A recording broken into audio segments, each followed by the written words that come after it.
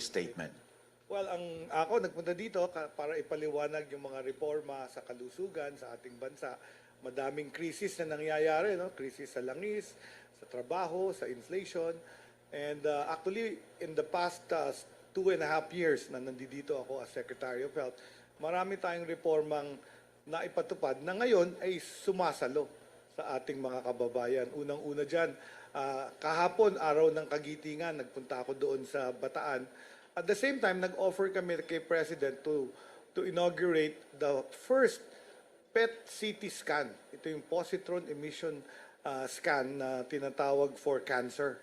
Kakaunti lang dito, mga apat na PET scan lang ang meron sa Pilipinas. Karamihan ay nasa private sector. 200 million po yun.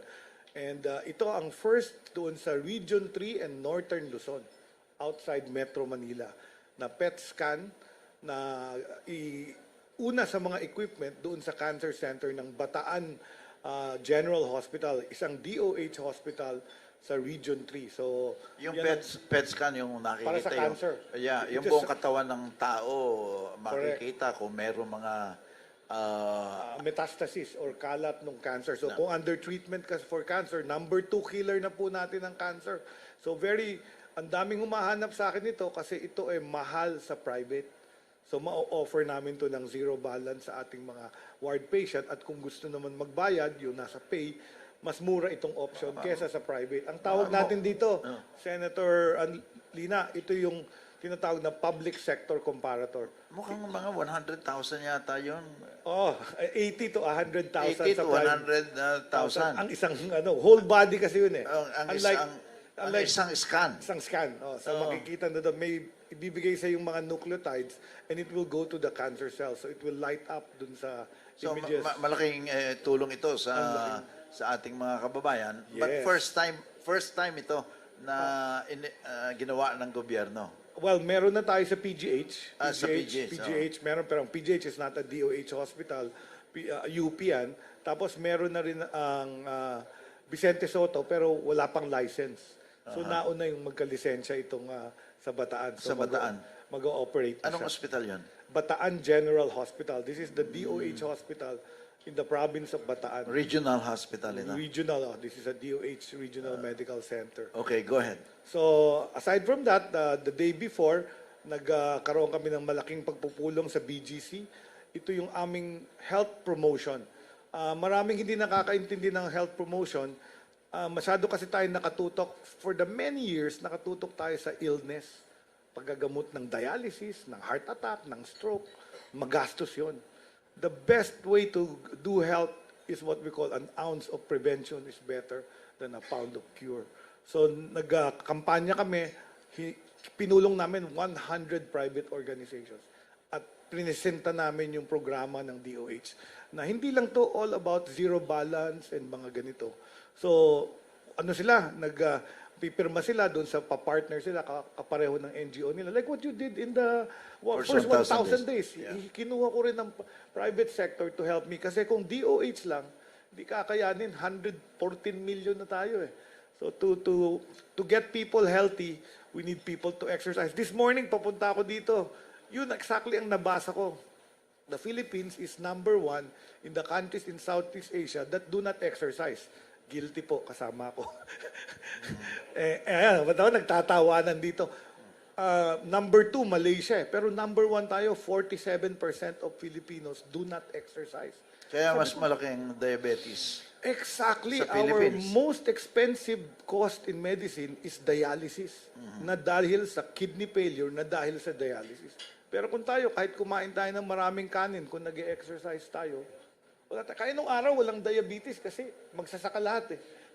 maghapon sa bukid, kahit kumain ng kanin. So yung hindi nagkaka-diabetes. meeting mo sa BGC tungkol sa primary Health promotion. health promotion. It's called health promotion. So this is a new aspect of healthcare. Started in the 1980s through the Ottawa Charter. It's a WHO document na countries should spend for health promotion. Sa ating batas, Universal Healthcare Law, 1% of the budget of health should go to health promotion.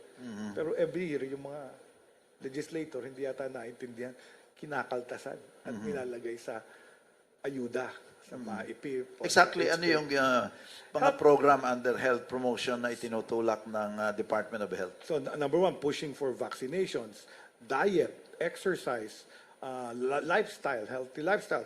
Walang vaping, walang smoking, walang alcohol or substance abuse. Ang goal namin is longevity. That the Filipinos will live long and healthy lives na functional. So kinakailangan maingay ang Department of Health. Yes, oo. Dito ba kinukuha yung mga marketing expense nyo o iba pa yun? Iba pa yun. That's, so the idea here is healthy homes, healthy communities, healthy schools. So nagbibigay kami ng pera sa DepEd para gumawa ng places where the kids can exercise. So it's more preventive than remedial Correct. ang purpose nitong health promotion. Promotion. Like for example, when we tell you, like ang Netherlands, panay nagbibisikleta, healthy sila. Because there are areas for bike lanes. Tayo gusto nga tanggalin yung bike lanes ng MMDA kasi nga para tulungan yung traffic. Sabi ko, wag. Kasi I'm pushing for a program that people go to bicycles.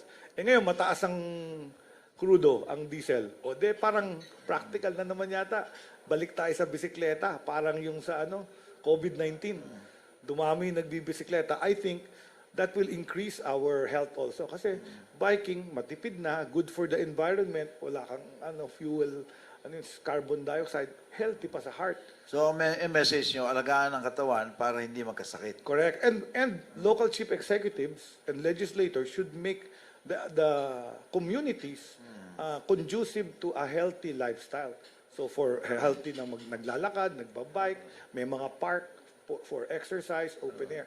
So yun yung isa naming program. A couple of weeks ago, nandun ako sa Quezon, nag-launch kami ng open public spaces. Yung harapan ng Kapitolyo became a park. Pero dinesign namin para may area for mental health, may area for exercise, may area for meditation, for your so May nabalita ako na isang bansa dito sa Southeast Asia, talagang mandated every morning people are exercising.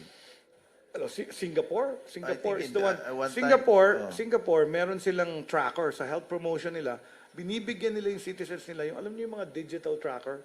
At pagka naka-attain ka ng certain number of steps, for example, or goal, bibigyan ka ng goal para sa body mo, parang nagkakaroon ka ng voucher points dun sa iyong life savings, yung provident funds nila. So parang nako-convert siya into parang health coupons. Maybe we can do something like Yes. that in the Philippines. Kung wala mang batas, pwede namang executive order mandating or encouraging local governments to undertake certain program, and then kung gagawin ng local governments yon na